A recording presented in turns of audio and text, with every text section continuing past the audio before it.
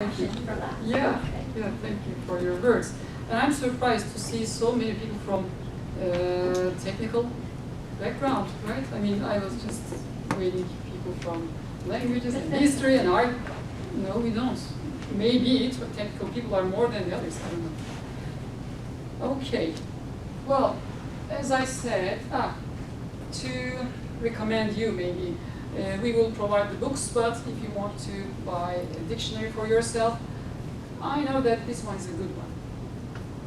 I just checked, there are used ones for good prices. Langenscheidt is an old company, it's a German company as I know, they make a good job. That's it. And yeah. Well, learning a language is learning a culture, so I will try to recommend you every week a movie, a video clip with Turkish lyrics and English subtitles, and a saying or maxim from Turkish history or from important Turkish figures. So this is the first one. Well, this is an easygoing movie. I mean, romantic comedy. Do you call it like that? Well, its name in English is Husband Factor, please. Is it on Netflix? Yes. There are so many Turkish movies. There are so many Turkish movies, as Kate said, in Netflix. Actually, you don't know which that they are Turkish movies, and I'll bring one from Netflix because most people have Netflix, right? Good. This is from Netflix, and there is the second part or sequel of this movie too. This is also good. My wife watched this movie for 3 times or so. A lot of jokes from Turkish culture, which you may not understand, but still it gives some kind of understanding about the centric and strong role of mothers in Turkish society and the way people look at the Institute of Marriage, well, which is not the same here, but you will have some insights about it.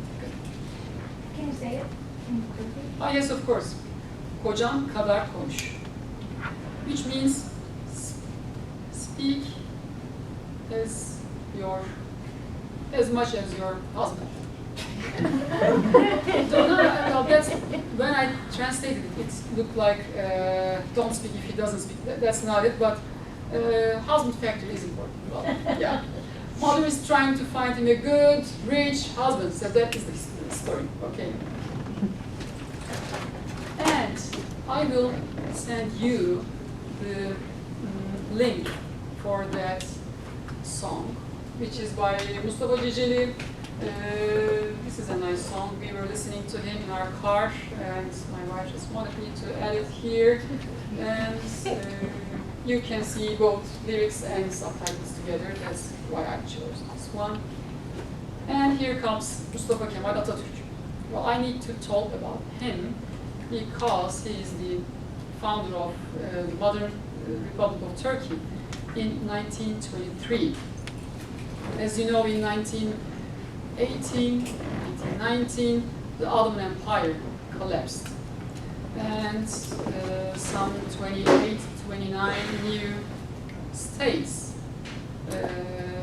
gradually were founded in this period after First World War mostly. And Turkey was the central state, and he just turned our country into a secular, modern, democratic country. It had its flaws, just like every other state has had before Second World War, and after Second World War, we had some, of course, problems by digesting this new system and the nation state understanding, of course, also. But at the end, we are here. This saying is important because that was the declaration of the new peaceful country that promises not to seek for the background of Ottoman history or the Ottoman soils that we once had. That was the announcement or declaration of we want peace. We are not trying to fight which anyone has.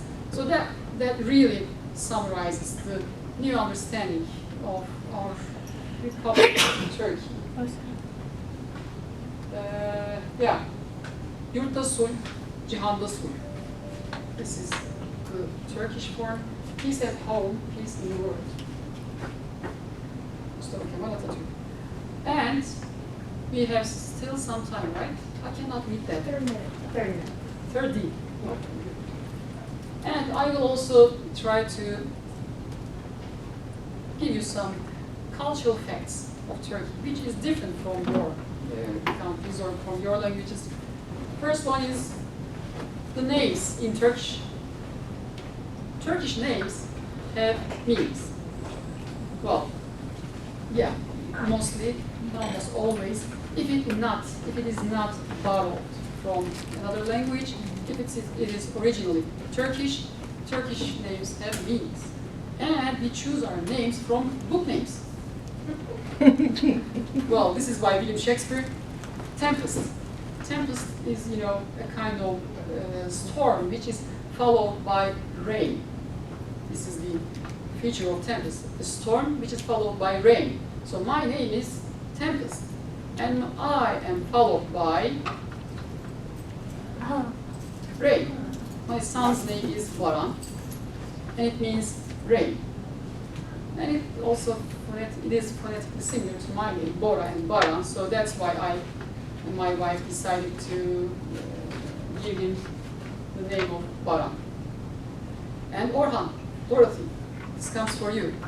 That means, I'm sorry, this is my wife, I forgot. I thought that she is the last one. I never, don't say it. Her name is Serap, and maybe you know, it's Mirage. It comes from Persian. Yeah. It's Serap and it means Mirage. And my son, Orhan, his name is the Prince. The prince of the city, actually. Yeah, and it is exactly the same word with the prince that Niccolo Machiavelli, maybe you know him, that his book was the prince, and what he meant was the prince of the city, not the king's son. Well, it really is the same with that name. And my surname. Remember this guy's name? Aslan, this is from Chronicles of Narnia, the movie, and this character's name was Aslan, and this word comes from Turkish.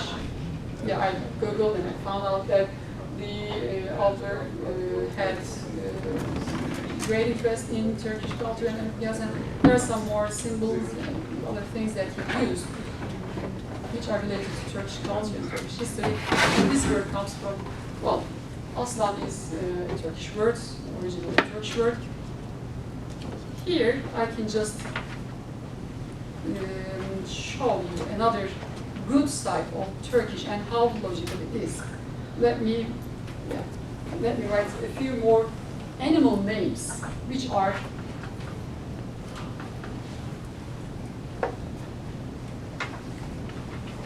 Kaplan is tiger. You can't see very well here. I'm sorry. Okay, let me use another one.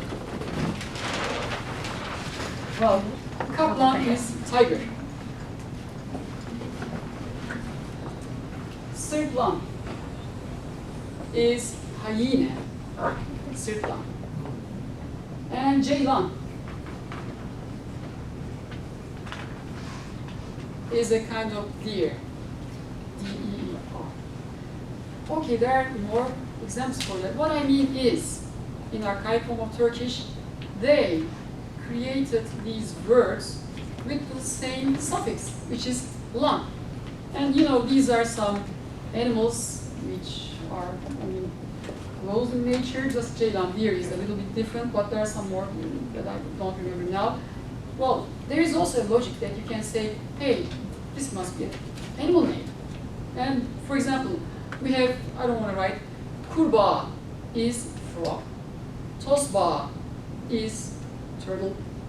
And kaplumbağa is another word for turtle, which all ends with the ending ba, which creates names for amphibious animals.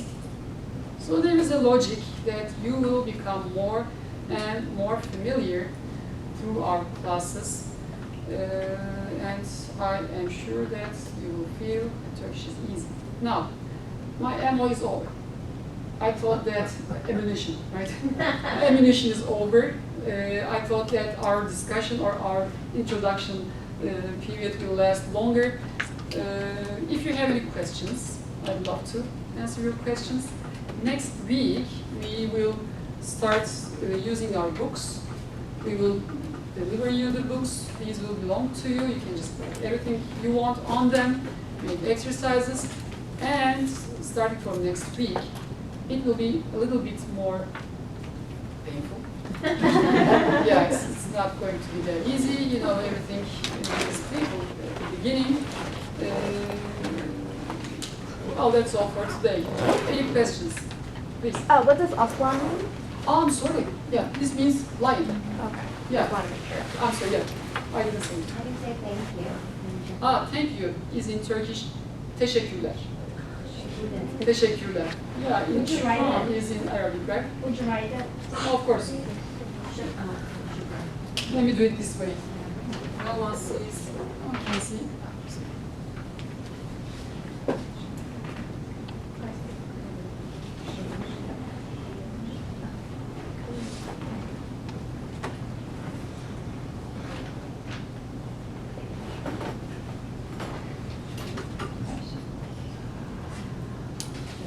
Say it again. Teşekkürler. Teşekkürler. Remember? Shh. Yeah, teşekkürler.